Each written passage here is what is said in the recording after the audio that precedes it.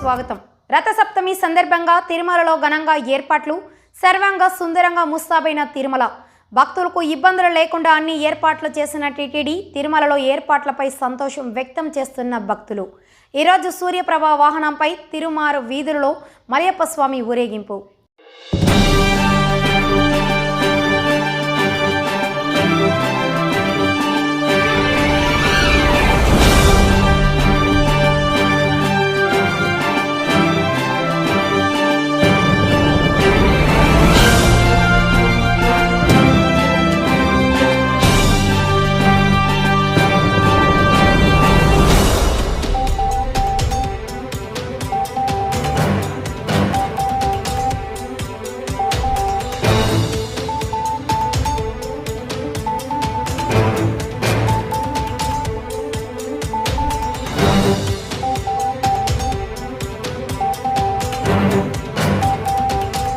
MLC ఎన్నికల notification విడుదల.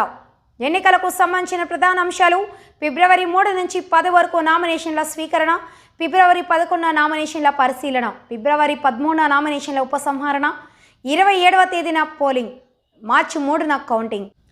AP food commission chairman Vijay Pratap Kumar Reddy Kandukur నియోజకవర్గ పర్యటనలో పలు చోట్ల నిర్వహిస్తున్న ఆకస్మికంగా తనిఖీలు.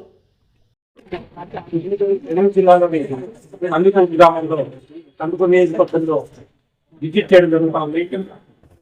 ఈరోజు ఇది దాదాపు మధ్యాహ్నం వరకు దాదాపు 15-20 సెంటర్లు, సివిల్ సప్లైకి సంబంధించి రేషన్ షాప్స్, ఎండియో ఆటోలు, అలాగే అంగన్వాడీ సెంటర్స్, దాని తర్వాత మధ్యాహ్న భోజన పథకం, సీతమ్మ మధ్యాహ్న పడిపోయిన పథకం, అలాగే మన కొత్తగా పెట్టాలి గొప్ప సీతమ్మ. చాలా ఆశించదగ్గ విషయం. దేశ నాయకుల పేర్లు పెట్టడం అనేది చాలా అవసరం. అది ఎప్పటికీ మారని సందర్భం. అది దాన్ని మనం హర్షించాలా.